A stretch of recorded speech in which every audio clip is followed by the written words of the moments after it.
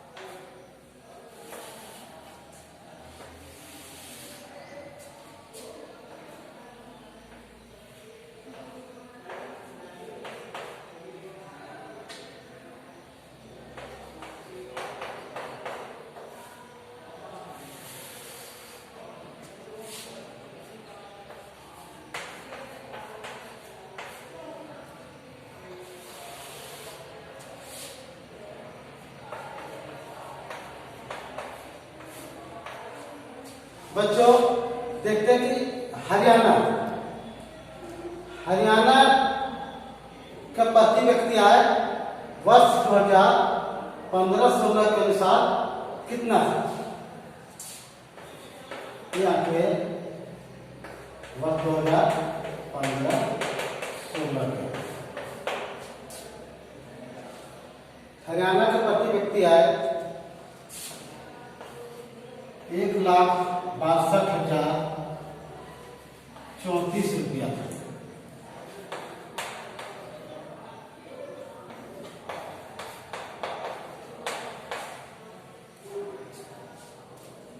केरल का प्रति व्यक्ति आय 1,55,435 रुपया। और बिहार का प्रति व्यक्ति आय 34,548 रुपया। तो इस उदाहरण के माध्यम से देखते हैं कि हरियाणा का प्रति व्यक्ति आय सबसे अधिक, इसकी प्रति व्यक्ति आय वार्षिक कितनी? 1,62,034 रुपया। केरल का प्रति व्यक्ति वार्षिक आय 55,435 रुपया और बिहार का प्रति व्यक्ति आय 34,548 रुपया। इसमें सबसे अधिक प्रति व्यक्ति आय किसकी है? हरियाणा की। और सबसे कम प्रति व्यक्ति आय किसकी है? तो बिहार की। ठीक है, तो इन आंकड़ों के आधार पर कह सकते हैं कि हरियाणा सबसे अधिक विकसित राज्य है और बिहार सबसे पिछड़ा राज्य है। लेकिन ये आपके प्रति व्यक्ति आय पर आधारित है। लेकिन हम एक अन्य उदाहरण के माध्यम से इसे बेहतर ढंग से समझ सकते हैं।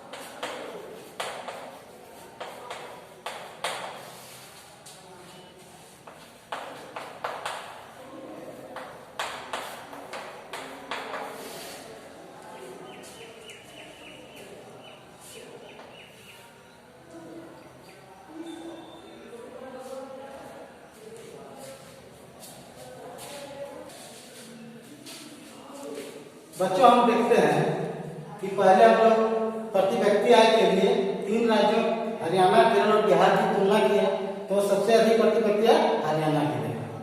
अब हम अन्य माध्यम से उसे समझने का प्रयास करते हैं। जैसे हरियाणा का शिशु मृत्यु दर क्या है? हरियाणा का शिशु मृत्यु दर 36। केरल का शिशु मृत्यु दर कितना है? तो केरल का शिशु मृत्यु दर 12 है। बिहार का शिशु मृत्यु दर कितना है? तो 42 है। आगे देखते हैं साक्षरता दर। हरियाणा का साक्षरता दर क्या है? तो हरियाणा का साक्षरता प्रतिशत में 82% है। केरल का 94% है। और बिहार का क्या है? बिहार का 62% है। अब आगे देखते हैं निवल उपस्थित अनुपात प्रति 100 व्यक्ति। उच्चतर आयु 14 और 15 वर्ष, मतलब निवल उपस्थित अनुपात मतलब प्रति 100 व्यक्ति में 14 और 15 आयु वर्ग के बच्चों जो विद्यालय जाते हैं। उसमें हरियाणा का क्या योगदान है, क्या प्रतिशत है? तो हरियाणा 61% है। केरल 83% और बिहार 62%।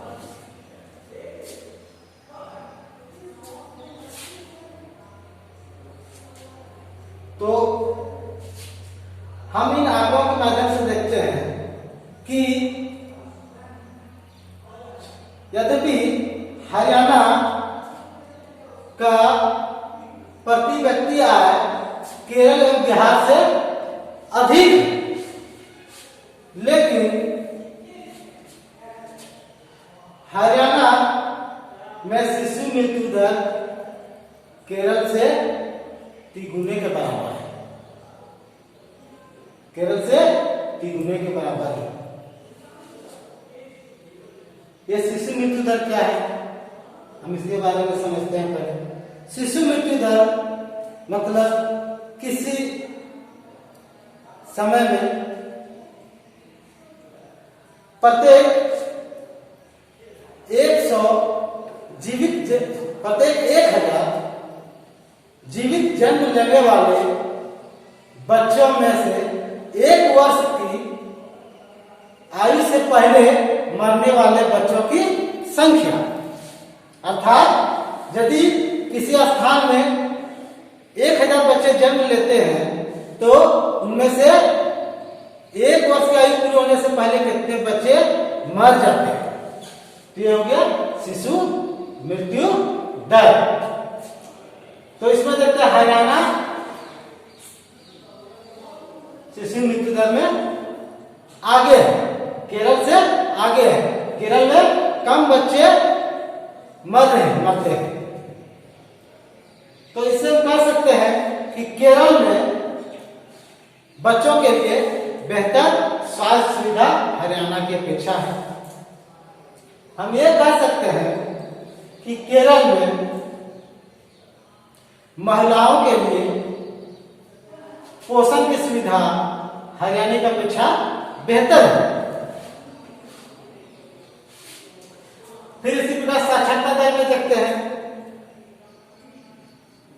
हरियाणा 82% है साक्षरता दर, तो केरल में 94% है। साक्षरता दर क्या है? 7 वर्ष या उससे अधिक आयु वर्ग के कुल बच्चों में साक्षर बच्चों की संख्या।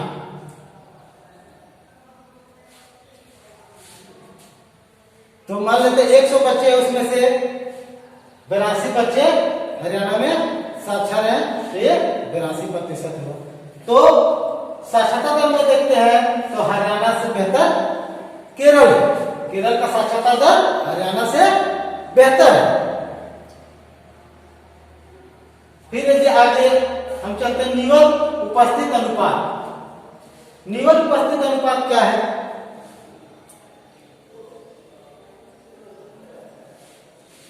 14 से 15 आयु वर्ग के बच्चों जो विद्यालय जाते हैं उसकी संख्या का उस आयु वर्ग के कुल बच्चों के साथ प्रतिशत, ये निवल उपस्थित अनुपात कहा जाता है। कहने का तात्पर्य है जिस राज्य का या जिस देश का निवल उपस्थित अनुपात अधिक होगा उस राज्य को बेहतर माना जाएगा। माना जाएगा कि वहां 14-15 वर्ष आयु वर्ग के बच्चे, अधिक बच्चे विद्यालय जाते हैं, अधिक बच्चे का विद्यालय में ठहराव है। तो इस आधार पर देखते हैं हरियाणा का निवल उपस्थित अनुपात 61 है और केरल का 83 है, जो हरियाणा से बेहतर है। तो हम देखते हैं कि प्रति किसी भी राज्य का या किसी देश का सिर्फ प्रति व्यक्ति आय अधिक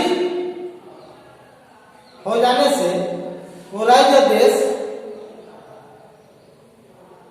अधिक विकसित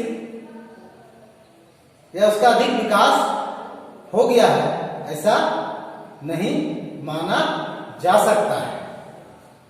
इसके लिए अन्य मापदंड को भी अपनाए जाने की आवश्यकता है। जैसे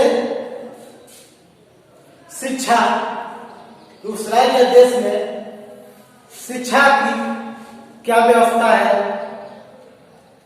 वहां कितने बच्चे विद्यालय जाते हैं, वहां बालिकाएं का शिक्षा का प्रतिशत क्या है, उस राज्य या देश में स्वास्थ्य की बेहतर सुविधाएं है या नहीं है, उस राज्य या देश में सार्वजनिक वितरण प्रणाली की कैसी व्यवस्था है। तो उन समग्र रूप से अनेक चीजें विकास के साथ जुड़ी हुई है। यद्यपि प्रति व्यक्ति आय महत्वपूर्ण घटक है, लेकिन अन्य घटक कम महत्वपूर्ण नहीं है। इन अन्य घटकों के बिना किसी भी व्यक्ति या किसी राज्य या देश के राष्ट्रीय विकास की माप नहीं कर सकते। हम देखते हैं कि यदि किसी व्यक्ति के पास कितनी भी संपत्ति क्यों ना हो, उसके पास उसके जेब में बहुत सारे रुपये क्यों ना हो, वो सारी सुविधाओं को खरीद नहीं सकता है। भौतिक सुविधाएं कोई व्यक्ति खरीद सकता है, लेकिन एक अच्छा पर्यावरण नहीं खरीद सकता है। वो व्यक्ति संक्रामक रोगों से नहीं बच सकता यदि आसपास के लोग संक्रमित हो गए हैं, आसपास का वातावरण गंदा हो। तो कुछ चीजें देखते हैं, कुछ चीजें समुदाय के द्वारा ही संभव हो सकता है। मान लेते हैं कि आपके मोहल्ले में बहुत सारी गंदगी है, तो कोई एक व्यक्ति पूरे मोहल्ला को प्रतिदिन साफ नहीं रख सकता है। उसके लिए उस मोहल्ले के कई अन्य लोगों को साथ में आना होगा, तब वो हमेशा सफाई रहेगा। वहां का पर्यावरण को साफ एक व्यक्ति नहीं कर सकता है। वहां विद्यालय कोई एक व्यक्ति नहीं खोल सकता है। हर व्यक्ति अपने लिए एक अस्पताल नहीं खोल सकता है। तो इसके लिए समुदाय या राज्य या देश के स्तर पर इन सुविधाओं को प्रदान करने की व्यवस्था की जाती है। वैसी व्यवस्था है जो समुदाय या राज्य या देश के माध्यम से दी जाती है। वैसी व्यवस्थाओं को हम लोग सार्वजनिक सुविधाएं कहते हैं। जैसे यदि हमारे मोहल्ले में सुरक्षा की व्यवस्था करना हो, तो प्रत्येक व्यक्ति यदि अपने घरों में एक सुरक्षा गार्ड रखेगा तो वो काफी महंगा हो जाएगा। और यदि समुदाय रूप से यदि पूरे गांव के लिए कुछ गार्ड की व्यवस्था की जाएगी तो गांव भी सुरक्षित रहेगा और उसके लिए कम खर्च करने पड़ेंगे। इस प्रकार देखते हैं कि यदि हम लोग गांव में या शहरों में सरकार द्वारा स्कूल कॉलेज खोलेंगे, यदि ये सुविधाएं नहीं रहती तो गांव का एक गरीब व्यक्ति का बच्चा शिक्षा ग्रहण नहीं कर पाएगा, वो स्कूल नहीं जा पाएगा। हो सकता है वो शहर के बड़े प्राइवेट स्कूल का फी वो ना दे पाए तो वो शिक्षा ग्रहण नहीं कर पाएगा। तो उसके लिए सरकार समुदाय स्तर पर व्यवस्था करती है, सार्वजनिक सुविधाएं प्रदान करती है, शिक्षा, स्वास्थ्य, स्वच्छता एवं अन्य चीजें। तो हम देखते हैं कि किसी भी राज्य या देश के विकास के लिए आय के साथ साथ कई अन्य चीजें बहुत ही महत्वपूर्ण हो जाती है, जिसमें से अति महत्वपूर्ण चीजों में से स्वास्थ्य, शिक्षा, पोषण, पर्यावरण आदि चीजों को लिया जाता है।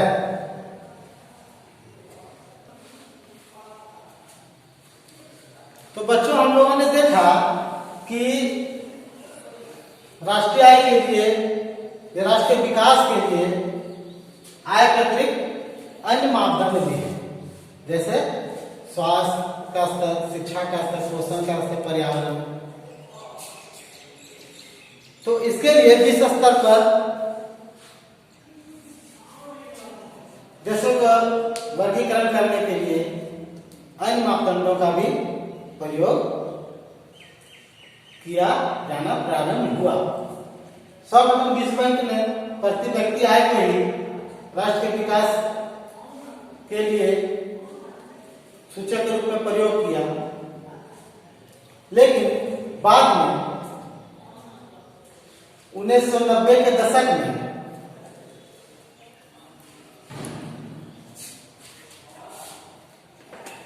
यूएनडीपी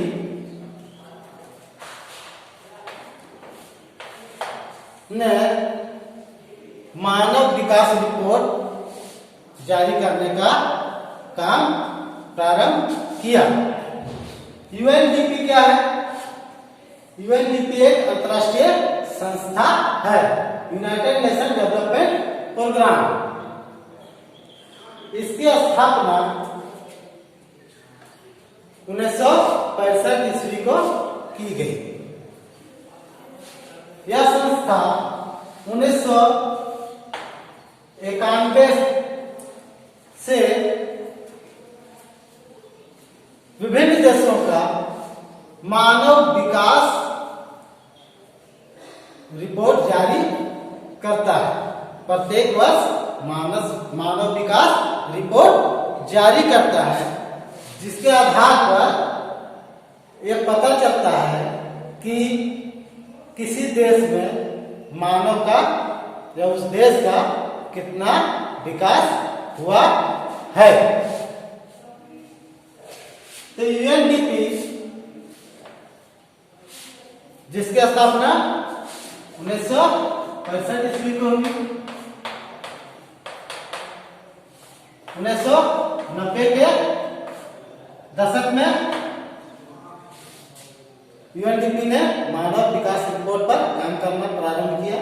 1991 से यूएनडीपी ने मानव विकास रिपोर्ट जारी करना शुरू किया, जिसका नाम एसडीआई दिया गया। एसडीआई, जिसका पूरा नाम ह्यूमन डेवलपमेंट इंडेक्स है।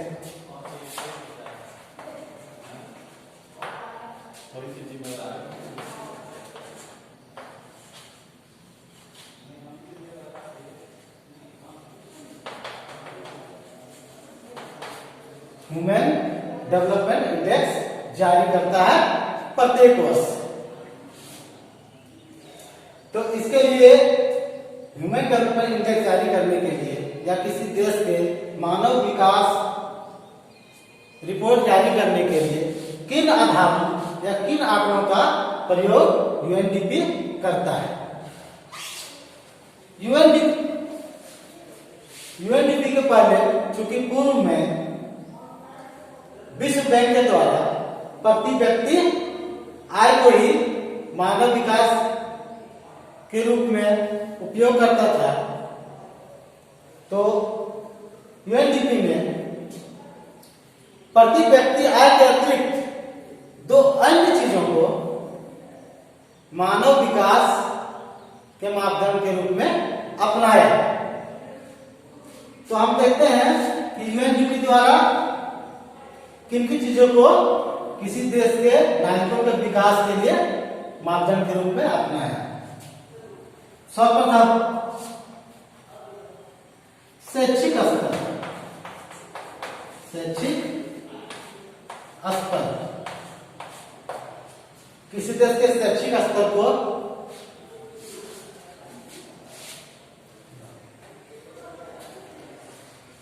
शैक्षिक स्तर को अपनाया गया। शैक्षिक स्तर क्या है? शैक्षिक स्तर पर उस देश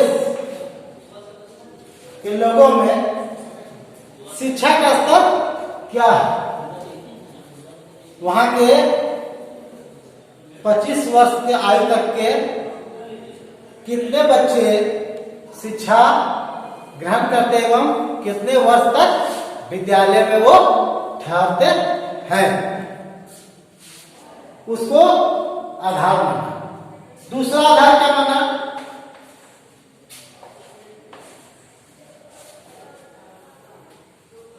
स्वास्थ्य की स्थिति। स्वास्थ्य की स्थिति, उस देश में स्वास्थ्य की स्थिति क्या है?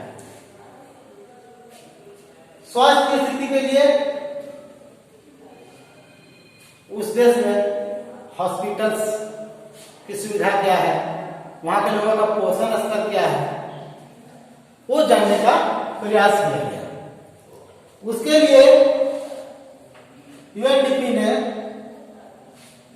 जीवन प्रत्याशा, किसी देश के व्यक्ति का जीवन प्रत्याशा, स्वास्थ्य की स्थिति जानने के लिए जीवन प्रत्याशा को अपनाया। फिर बोलिए। तो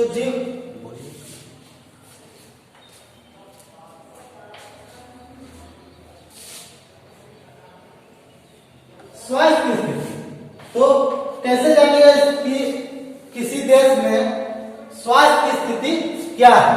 उसके लिए यूएनडीपी ने उस देश के जीवन प्रत्याशा को आधार बनाया। जीवन प्रत्याशा मतलब किसी देश में रहने वाले लोगों की औसत जीने की आयु, औसत कितने वर्ष वो जीवित रहते हैं, उससे उस देश के स्वास्थ्य का स्तर, पोषण का स्तर, स्वास्थ्य सुविधाओं के बारे में जानकारी हो गई। और तीसरे चीजों को जो अपनाया गया, तीसरा जीवन स्तर। तीसरा जो है वो जीवन स्तर, वहां के लोगों का जीवन का स्तर कैसा है, वहां लोग रहन सहन का स्तर कैसा है।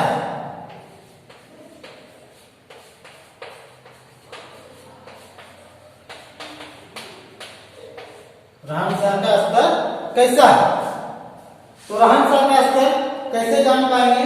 तो इसके लिए यूएनडीपी ने प्रति व्यक्ति आय या उस देश के सकल राष्ट्रीय आय को आधार बनाया, जिससे कि उस देश के मानव का विकास किस स्तर पर हुआ ये जान सकते हैं। तो इस प्रकार हम देखते हैं कि यूएनडीपी ने 3 मापदंडों को अपनाया। सर्वप्रथम शैक्षिक स्तर, दूसरा स्वास्थ्य की स्थिति और तीसरा रहन सहन का स्तर। ये 3 मापदंडों के आधार पर प्रत्येक वर्ष यूएनडीपी मानव विकास रिपोर्ट जारी करता है, जिसे एसडीआई अर्थात ह्यूमन डेवलपमेंट इंडेक्स कहा जाता है। उसमें सभी देशों का रैंकिंग किया जाता है। उस रैंकिंग में जो प्रथम स्थान पर आता है तो माना जाता है कि उस देश का मानव विकास सबसे अधिक हुआ है, और जिस देश का सबसे नीचे पायदान होता है उसमें माना जाता है कि उस देश का विकास और उस देश के मानव का विकास सबसे कम हुआ है। यह इंडेक्स यूएनडीपी के द्वारा प्रत्येक वर्ष जारी किया जाता है। 2019 का मानव विकास रिपोर्ट ह्यूमन डेवलपमेंट इंडेक्स 2020 में जारी किया गया यूएनडीपी के द्वारा। इसमें प्रथम स्थान पर नॉर्वे को यूएनडीपी के द्वारा प्रथम स्थान दिया गया। और यदि हम भारत एवं उसके पड़ोसी देशों की यदि तुलना करते हैं तो देखते हैं कि श्रीलंका का उसमें रैंकिंग या स्थान 71वां है। भारत का स्थान 129 स्थान है, जो इसके पिछले वर्ष 130वां था। तो इस वर्ष 2019 में इसमें एक पायदान का इजाफा हुआ, बेहतरी हुआ, 129वें स्थान पर। भारत के पड़ोसी देश बांग्लादेश की बात करें तो उसका स्थान 135वां है। उसके बगल में म्यांमार हमारा पड़ोसी देश है, उसका स्थान 138वां स्थान है। उसके आगे देखते हैं तो नेपाल है। नेपाल का स्थान जो है उसमें 140 स्थान पर है। हमारे बगल में पाकिस्तान हमारा पड़ोसी देश है, उसका एसडीआई में रैंकिंग 152वां रैंक है। तो इस आधार पर रैंक के आधार पर हम देख सकते हैं कि किसी देश का मानव विकास कितना हुआ है, उसकी जानकारी हमें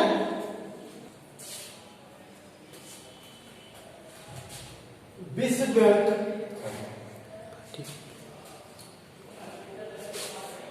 ये आंकड़े जो आपके सामने उपस्थित है, ये यूएनडीपी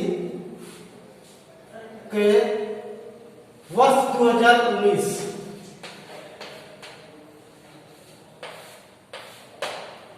के आंकड़े हैं। विभिन्न देशों के विकास के आंकड़े हैं। इंडेक्स एसडीआई इंडेक्स है यूएनडीपी के। इसमें से इन आंकड़ों में भारत एवं उनके पड़ोसी देशों के एसडीआई रिपोर्ट या एसडीआई इंडेक्स को समझने का प्रयास करेंगे। इसमें हम एक चीज देखते हैं कि जंग के समय संभावित आयु श्रीलंका की भारत से अधिक है। भारत एक श्रीलंका से बड़ा देश है और भारत की प्रति व्यक्ति आय भी श्रीलंका से कम है और जन्म के साथ संभावित आयु भी श्रीलंका से भारत की कम है। श्रीलंका की 76.8 वर्ष है तो भारत की 69.4 वर्ष है। इस कारण से श्रीलंका की रैंकिंग एसडीआई में 71वें स्थान पर है और भारत की 129वें स्थान पर है।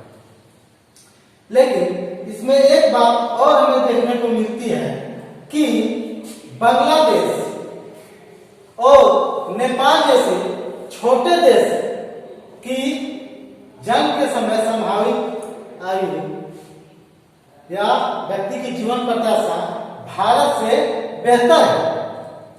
भारत की जीवन प्रत्याशा 69.4 वर्ष है तो बांग्लादेश का 72.3 वर्ष और नेपाल का 70.5 वर्ष। लेकिन भारत, चूंकि भारत का प्रति व्यक्ति आय नेपाल और बांग्लादेश से बेहतर है और स्कूल में बिताने जाने वाले औसत वर्ष 25 वर्ष तक के बच्चों का नेपाल और बांग्लादेश से बेहतर है। इसीलिए यूएनडीपी द्वारा जारी एसडीआई में भारत की रैंकिंग इन देशों की अपेक्षा बेहतर है। और सबसे अंत में हम देखते हैं कि पाकिस्तान जो हमारा पड़ोसी देश है उसकी रैंकिंग इन सभी में से सबसे नीचे है, क्योंकि वहां जीवन प्रत्याशा भी कम है, जन्म के समय संभावित आयु भी कम है। इसके साथ ही साथ वहां पर स्कूल में बिताए जाने वाले बच्चों का 25 वर्ष तक के बच्चों का औसत वर्ष भी कम है। तो इस प्रकार देखते हैं कि यूएनडीपी द्वारा जारी एसडीआई रिपोर्ट में तीनों चीजों को, शिक्षा, स्वास्थ्य और प्रति व्यक्ति आय को समग्र रूप से विश्लेषित किया जाता है और एसडीआई रिपोर्ट को जारी किया जाता है। तो इस प्रकार देखते हैं कि किसी भी देश के विकास के लिए सिर्फ प्रति व्यक्ति आय ही महत्वपूर्ण नहीं होता है, अन्य कारक भी महत्वपूर्ण होते हैं। उनमें से शिक्षा और स्वास्थ्य सबसे महत्वपूर्ण कारक है। भूटान में से एक छोटे से देश ने अपना एक अलग इंडेक्स बनाया है। वो अपने लिए प्रति व्यक्ति आय के स्थान पर अपने देश के लिए समग्र खुशहाली इंडेक्स बनाया है। GHI gross human happiness index, gross happiness index, जिसमें भूटान में प्रति व्यक्ति आय के साथ साथ खुशहाली को, अपनी जनता मानव को खुशहाली को महत्वपूर्ण आधार माना है, जिसमें सुशासन, बेहतर पर्यावरण के साथ साथ स्वतंत्रता का अधिकार एवं वहां के लोगों को मिलने वाली सुविधा सभी को उस इंडेक्स में समाहित किया गया है। तो बच्चों, हमने आज यूएनडीपी द्वारा जारी इंडेक्स में देखा कि यूएनडीपी जो प्रत्येक वर्ष मानव विकास रिपोर्ट जारी करता है, उसमें किन किन आंकड़ों का प्रयोग करता है और किन किन चीजों को समाहित करता है, उसके बारे में हम लोगों ने आज जाना, जो प्रत्येक वर्ष उसके द्वारा जारी किया जाता है। तो इसमें देखा कि इसके आगे भूटान जैसे छोटे से देश ने सकल या समग्र खुशहाली इंडेक्स भी जारी किया है। इसके लिए यूएनडीपी में उसका भी अध्ययन कर रहा है और अन्य देशों के साथ मिलकर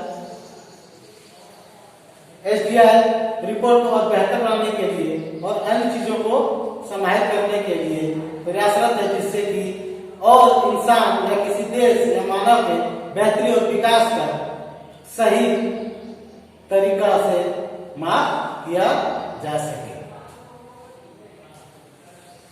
तो आज हम लोगों ने विकास के बारे में जाना बच्चों कि विकास के लिए क्या क्या आवश्यक है, उसके लिए किसी देश या समाज या व्यक्ति द्वारा क्या किया जाता है और निरंतर प्रयास करते रहते हैं, और विकास को कैसे मापते हैं इसके बारे में हमने जाना।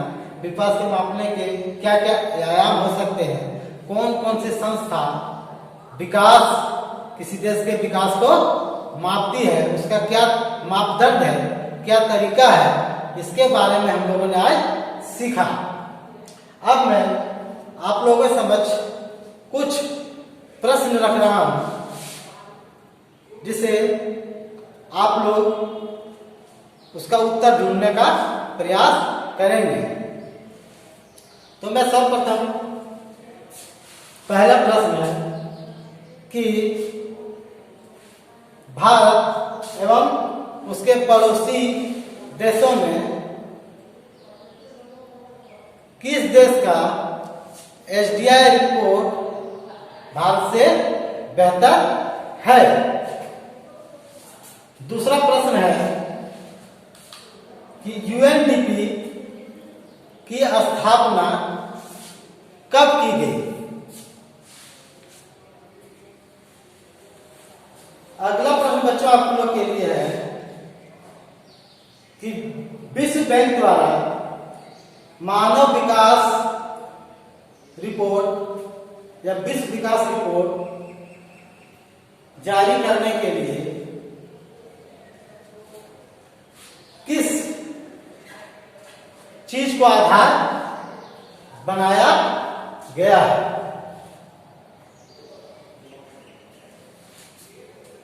अगला प्रश्न आप लोग के लिए है कि